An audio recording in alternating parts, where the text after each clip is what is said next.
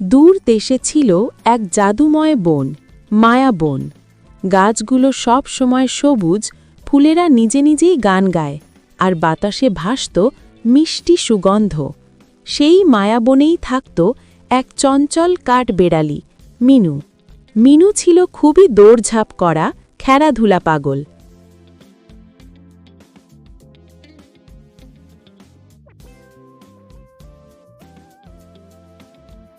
তার বাদামি লোম আর ঝোপালো লেজ তাকে আরও সুন্দর করে তুলত।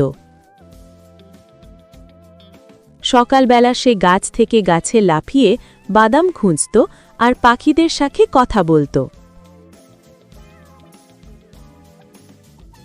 মিনু একা থাকত না, বনে তার বন্ধু ছিল অনেক, টুনি পাখি, গুগলি কচ্ছপ, ঝুনঝুন মৌমাছি। আর বনের সবার সবচেয়ে প্রিয় ছিল রিনি নামের দয়ালু জাদুপরী। রিনি রাতের আকাশের মতো ঝলমল করত। তার হাতে ছিল এক ঝকঝকে জাদুর কাঠি, যেটা দিয়ে সে মায়াবনের সব প্রাণীর সাহায্য করত।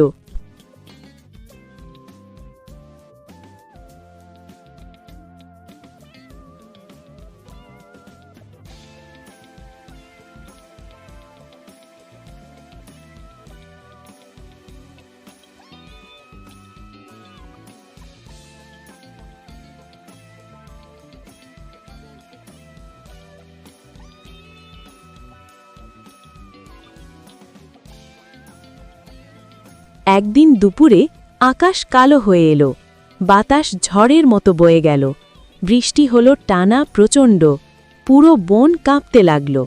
ঝড়ে মিনুর ছোট বাসাটা ভেঙে গেল, ভিজে ভিজে সে কাঁপছিল, খাবারও হারিয়ে গেল। সে দুঃখে আর ভয়ে কান্না আটকে রেখে সাহায্যের খোঁজে বেরোল।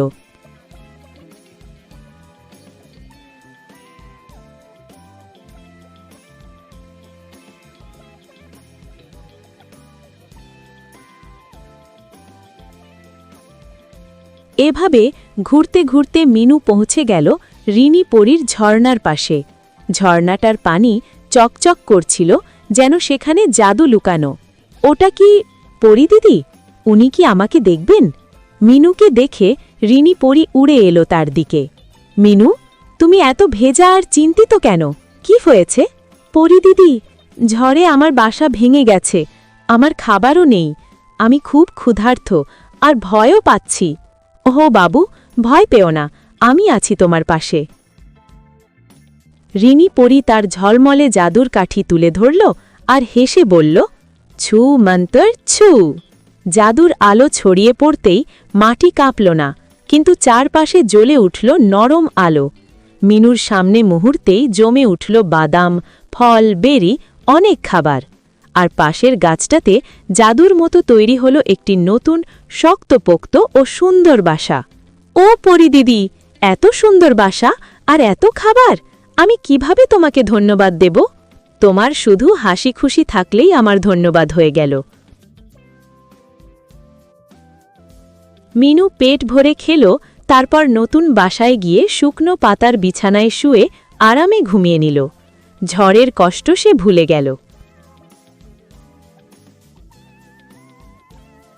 পরের দিন সকালের রোদ গায়ে লাগতেই মিনু উঠে দৌড়ে গেল রিনি পরীর কাছে।